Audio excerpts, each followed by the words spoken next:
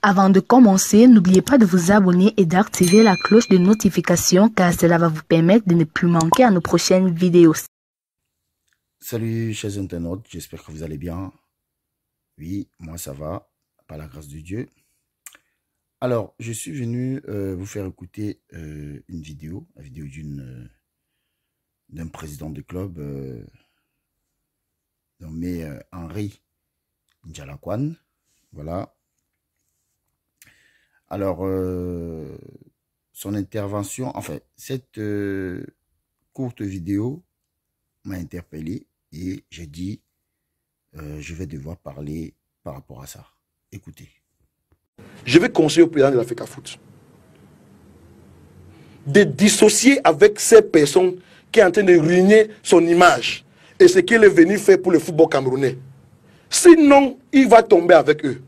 Parce qu'ils vont tomber. Et le président de l'Africa Foot, il a trois options. Mais peut-être la première option, c'est déjà trop tard. D'arranger rapidement le football camerounais et se dissocier de ces personnes pour éviter d'être humilié. Deuxième option, il démissionne. Troisième option, qu'il soit poussé par la petite porte. Parce que, peu importe, les faits sont là. Il y a les affaires de corruption, manipulation des matchs, menaces de vie et consorts. Qu'il est fortement associé à tout ça. Si vraiment il n'est pas dans ça, qu'il fait preuve de ça. Sinon, il va sortir par la petite porte. Merci infiniment. Alors, vous avez bien suivi ce dernier. Et vous savez ce qui me... Vous savez ce qui me fait marrer un peu? Parce que, en fait, lorsqu'il parle, en fait, vous voyez quelqu'un, il parle comme si, en fait, il parle avec assurance. Il s'est dit que ce qu'il est en train de dire, c'est ça qui va se réaliser, en fait. Et moi, j'ai horreur, n'est-ce pas, des personnes qui prédisent, n'est-ce pas, le malheur, n'est-ce pas, des autres. Ou qui veulent, n'est-ce pas, le malheur des autres, tout simplement. Vous comprenez? J'ai parlé lors de ma dernière vidéo ici d'un certain journaleux Jean-Bruno Tagny. Hein, où, Dieu merci, au lieu, dans sa tête, il pensait qu'il faisait des trucs en coulisses pour salir l'image d'un noble Camerounais, hein, qui sert valablement, n'est-ce pas, la nation depuis des années, monsieur Samuel Eto'o. Il a cru qu'il faisait des trucs en coulisses, mais pensant vouloir faire du mal à ce dernier, Dieu a plutôt exposé ce journaleux Jean-Bruno Tagny. Monsieur Henri N'Dialakwan, c'est ce message vous concerne. Je vais vous dire ceci. Vous ne détenez pas le pouvoir, en fait. Vous ne détenez pas toute la puissance du monde ou de l'univers. Ce n'est pas, en d'autres termes, vous n'êtes pas Dieu pour dire des inepties que vous êtes en train de dire là. Et vous n'avez même pas le monopole du savoir, même pour conseiller le président Samuel Eto'o. Je peux comprendre votre frustration, en fait. Aujourd'hui, avec tout ce qui s'est passé dans le football camerounais, donc vous, bon, pas vous, parce que le club N'Dialakwan, ou bien le centre de formation N'Dialakwan, je l'ai bien connu, lorsque ton papa dirigeait ce centre-là, parce que c'est lui qui est le fondateur du centre de formation, ou bien de l'équipe de N'Dialakwan, bien évidemment. Donc, les joueurs étaient bien à l'aise et tout et tout. Mais par la suite, qu'est-ce que ce club est devenu? On ne sait pas. Alors, je vais vous dire ceci, chers internautes. Le championnat camerounais, j'ai joué dans ce championnat-là. J'ai joué au temps de Iya Mohamed. Et lorsque Mbombo Dioya prend la tête de l'Africa Foot par la suite, moi, je n'étais plus au Cameroun. Le championnat camerounais au temps de Iya Mohamed était ce qu'on appelle de l'esclavage. Excusez-moi de vous dire ça, hein, mais c'était de l'esclavage. Les joueurs se plaignaient. Aujourd'hui, vous avez souvent l'habitude de suivre peut-être des interviews. Il y a des interviews qui sont passées. Par exemple, je vais prendre le cas lorsque le président Samuel Eto'o a été élu en tant que président de la FECAFOOT. Vous avez vu des reportages qu'on a fait sur certains joueurs qui évoluaient dans le championnat camerounais, qui vivent au Cameroun. D'autres avaient abandonné, d'autres étaient des cordonniers, des maçons. Donc, ils trouvaient que ce qu'ils savaient bien faire, c'est-à-dire jouer au ballon, ne passait plus. Ce n'était plus ça, en fait. Ce n'était plus ça.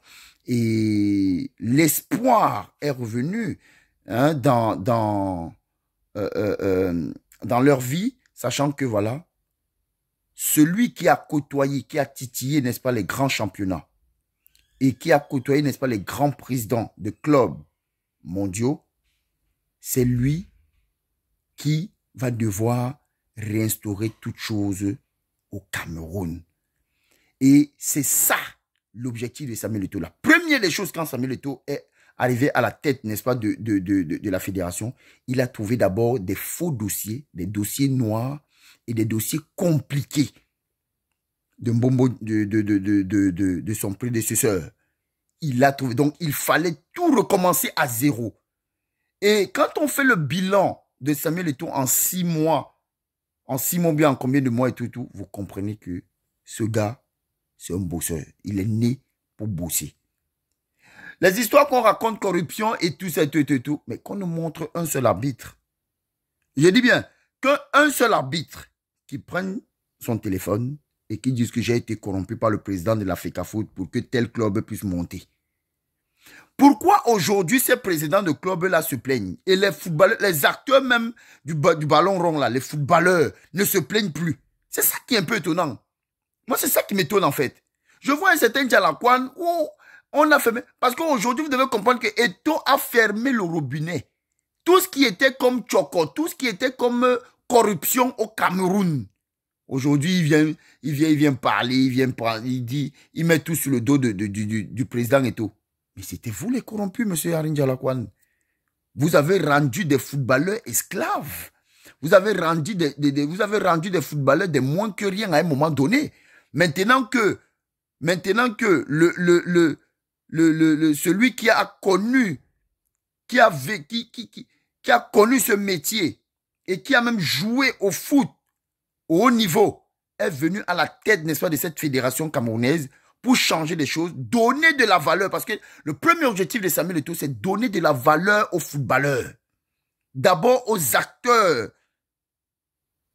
de ce ballon rond-là. C'est-à-dire les footballeurs d'abord, les mettre à l'aise.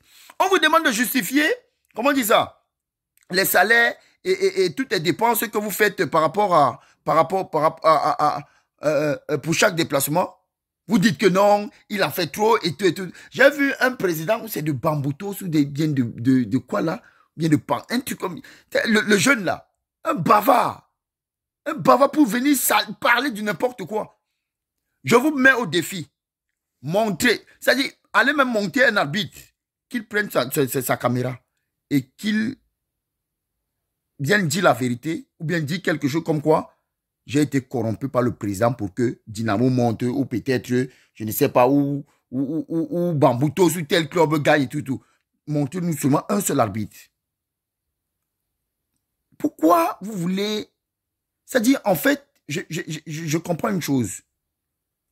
Le Cameroun, le Cameroun et les Camerounais qui vivent au Cameroun là-bas, vous ne voulez pas le changement.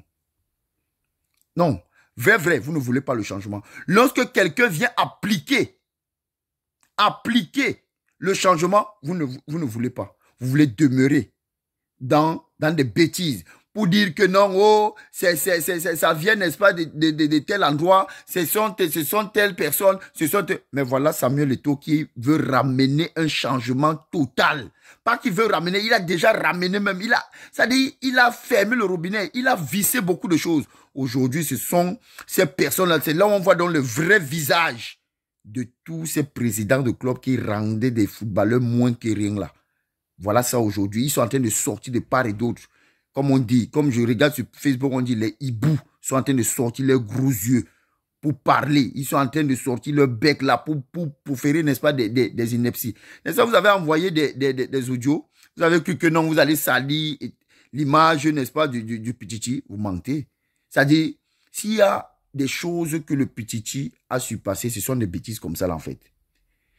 Là où Eto'o devait, là où le nom d'Eto'o devait être sali, c'était par rapport au scandale avec son ex, Nathalie Nkoa. Mais, du moment où cette affaire est passée, tout ce que vous allez faire maintenant, là, ça sera nul et sans effet. Ça, c'est sûr. Laissez-moi vous dire la vérité. Je ne sais pas question que non, je supporte et tout, mais je vous dis la vérité. Une simple vérité. Maintenant, je laisse ce monsieur qu'on appelle Arin Dialakwan. S'il veut qu'il aille mourir là-bas, c'est son problème. Qu'il aille pleurer, c'est son problème. Je vais parler, voilà aujourd'hui, Idrissou. Jean-Bruno Tagné, tu vois comment tu es dans la confusion aujourd'hui. Je t'avais dit que c'est toi. C'est toi, c'est-à-dire, tu seras cloué. Lors de ta dernière, de ton audio qu'on a publié là, tu disais, si Tchorki Tchor pouvait même faire ceci. Et j'ai dit ceci, que c'est vous qui avez envoyé Tchorki Tchor pour faire des trucs comme ça. Mais vous avez vu maintenant comment Idrissou s'est retourné contre vous. Idrissou a dénoncé ceux qui sont même en train de combattre le président de l'Africa Foot. Je ne vais pas citer leur nom ici là. Vous avez suivi, vous voyez les vidéos d'Idrissou. Aujourd'hui, plusieurs qui publiaient les vidéos de Dissou, ses interventions, tout ce qu'il racontait, tout cela. Plusieurs ne publient plus les photos, les vidéos de Dissou. Pourquoi? Pourquoi vous ne faites plus ça? Parce qu'il n'insulte plus Eto'o. Parce qu'il ne méprise plus l'Africa Foot, le travail de Samuel Eto'o. Vous êtes fort. De toutes les façons, ce n'est pas pour dire que j'encourage Tchorki Tchok, du fait que voilà, aujourd'hui, il s'est retourné contre les gens, n'est-ce pas, qui ont monté, n'est-ce pas, cette histoire-là et tout. Non, moi, je n'encourage pas les bêtises. S'il veut continuer dans ça, c'est son problème. De toutes les façons, lui aussi, il est dans la confusion aujourd'hui. Il a bien retenu la leçon. La deuxième personne ici, là, je m'adresse à monsieur Sébastien Ibala. Sébastien Ibala, après toutes tes sorties, moi, j'ai fait aussi mes sorties contre toi pour te recadrer. Hein? Pour te recadrer. Il est bien beau qu'aujourd'hui, tu es en train de parler du bien Samuel Eto'o, de ceci, c'est là. Pourquoi les gens veulent abattre ce monsieur? Pourquoi? Oui, c'est bien beau. C'est bien beau de le faire, mais je ne peux pas te mentir, tu n'es plus crédible en fait. Tu n'es plus crédible. C'est ça le véritable problème. Le problème, on dit, les gens ont souvent l'habitude de dire, prévenir vaut mieux que guérir. Donc, ça veut dire quoi? Prévenir vaut mieux que guérir. Donc, il ne fallait même pas que tu sois atteint, n'est-ce pas, de cette maladie. Donc, dès que tu sens déjà que non, ton corps commence à avoir, n'est-ce pas, je sais pas, une petite fièvre, va déjà t'acheter les remèdes pour guérir, pour guérir déjà cette fièvre-là. Si tu ne le fais pas, de peur que cette fièvre-là, n'est-ce pas, ne t'amène à l'hôpital. Et ça devient autre chose. Donc, ce que tu as fait là, tu as déjà, je ne sais pas, tu as déjà craché beaucoup, c'est-à-dire ton venin.